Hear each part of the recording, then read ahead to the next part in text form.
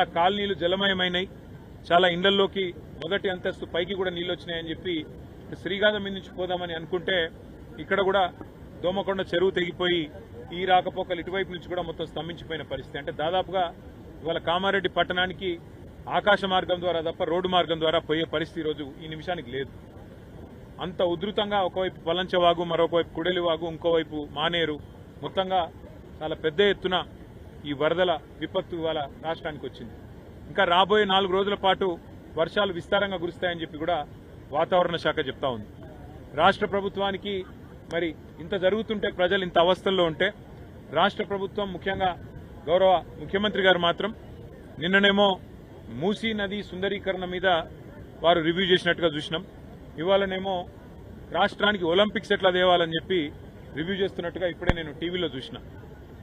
పరిస్థితి ఎట్లా ఉంది అంటే, రోమ్ నగరం తగలబడుతుంటే ఆ చక్రవర్తి ఎవరో ఒక ఆయన నీరో చక్రవర్తి అని ఫిడేలు వాయించుకుంటూ కూర్చున్నాడట.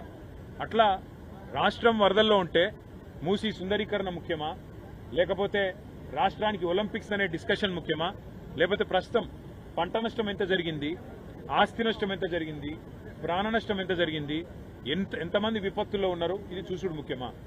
గతంలో టీఆర్ఎస్ ప్రభుత్వం ఉన్నప్పుడు, కేసీఆర్ గారు ముఖ్యమంత్రిగా ఉన్నప్పుడు సామాన్యులను కూడా మేము ఆనాడు ఇరుక్కొని పోతే మంచిర్యాల జిల్లాలో కానీ భూపాలపల్లి జిల్లాలో కానీ వెంటనే హెలికాప్టర్లు పంపి మరి సామాన్యుల ప్రాణాలు కాపాడడం జరిగింది. ఇవాళ మన హెలికాప్టర్లు, మన రాష్ట్రానికి సంబంధించిన హెలికాప్టర్లు బీహార్లో తిరుగుతున్నాయి, కాంగ్రెస్ పార్టీ ఎన్నికల ప్రచారంలో తిరుగుతున్నాయి, ఇంకెక్కడెక్కడో తిరుగుతున్నాయి తప్ప సామాన్యులకు మాత్రం అందుబాటులో లేదు. ఖమ్మంలో వరదలు వస్తే అక్కడ కొంతమంది లేడీస్ అర్థనాదాలు చేసినా పట్టించుకున్నవాడు లేడు. ఇదివరకు ఖమ్మంలో కూడా హెలికాప్టర్ పంపలేదు, 3 మంత్రులున్నా. ఈరోజు ఇక్కడ కూడా చివరికి ఇప్పుడు ఎన్డీఆర్ఎఫ్ హెలికాప్టర్ వచ్చి, నేవీ హెలికాప్టర్ వచ్చి నర్మాలలో చిక్కుకున్న మా వాళ్ళు 5గురిని ఇక్కడ బచాయించిన పరిస్థితి. దురదృష్టం, అందులో ఒక సోదరుడు నాగయ్య అని కొట్టుకొని పోయినాడు. అట్లాగే ఇంకా కొంత ఆస్తి నష్టం కూడా జరిగింది. కొన్ని గ్రామాల్లో ఏవైతే శిథిలావస్థలో ఇండ్లు ఉంటాయో వాటికి నష్టం జరిగి కూలిపోవడం కూడా జరిగింది. కొంత ఆస్తి నష్టం కూడా జరిగింది.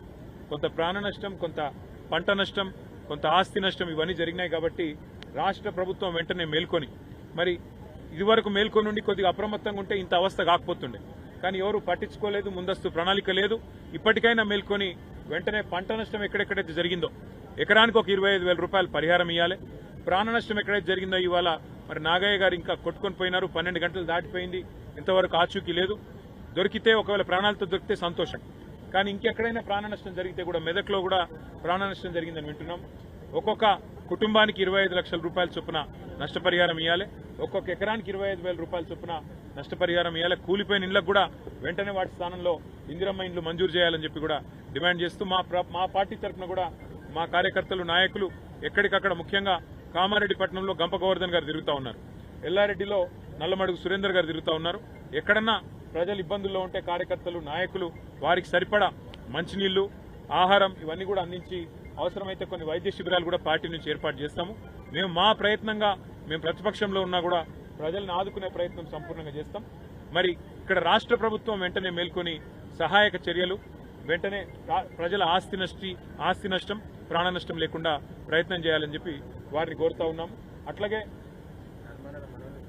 నర్మాలలో కూడా మా పార్టీ నాయకులు ఇక్కడే ఉండి సహాయక చర్యలు పర్యవేక్షించి ఆ కుటుంబాల్లో ధైర్యం నింపినందుకు వారితో నేను కూడా నిన్న మాట్లాడినాను, వాళ్ళు చిక్కొని పోయిన వాళ్ళందరితో కూడా.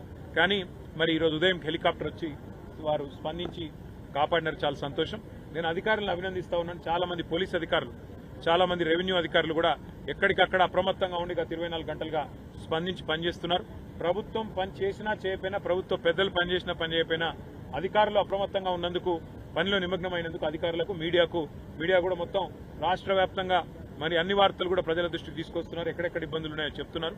మీడియాకు, అధికారులకు మా తరఫున, మా పార్టీ తరఫున హృదయపూర్వకంగా కేంద్రం సహాయం కోరడంలో రాష్ట్ర ప్రభుత్వం నిర్లక్ష్యంగా వ్యవహరిస్తుంది.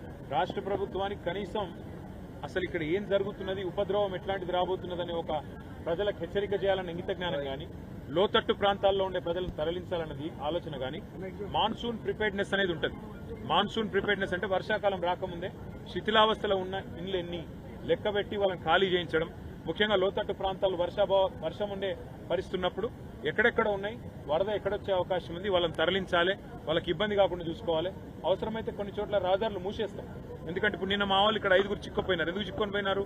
కేవలం వాళ్ళకి ఎవరు చెప్పకపోవడం వల్ల వరద వస్తుందని, మానేర్లకు నీళ్ళు వస్తున్నాయని, 1,00,000 క్యూసెక్ల నీళ్ళు వస్తున్నాయి ఇవాళ అప్పర్ మానేర్లకు. మరి 1,00,000 క్యూసెక్ల నీళ్ళు అంటే వచ్చినప్పుడు సహజంగానే ఇక్కడ రాకపోకలన్నీ ఆగిపోతే అని అందరికీ తెలుసు. అట్లాంటిది ముందే జిల్లా కలెక్టర్ గారు కానీ జిల్లా యంత్రాంగం కానీ మేల్కొని రాకపోకలు ఎక్కడెక్కడైతే బ్యారికేడ్లు పెట్టి ఆపేయాలి, ఆపేసి ఎక్కడ కూడా నష్టం జరగకుండా చూడాలి. వాళ్ళ అదృష్టం వాళ్ళ 5 బతికిండ్రు. వాళ్ళకి నిజంగానే ఇంకా వరద పెరిగి కొట్టుకుపోయే పరిస్థితి వస్తే దానికి బాధ్యత ఎవరు? ఇట్లాంటివన్నీ కూడా ప్రభుత్వం ముందు మేల్కొని ముందస్తు ప్రణాళికలు రూపొందించుకుంటే జరుగుతుంది. ఇప్పటికైనా మేల్కొని ఎక్కడెక్కడైతే నష్టం జరిగిందో వెంటనే రిపోర్టులు పంపాలి. మరి కేంద్ర ప్రభుత్వం కూడా స్పందించి సహాయం అందించాలి తెలంగాణ రైతాంగానికి, తెలంగాణ ప్రజానీకానికి మేము కోరుతున్నాం. Thank you.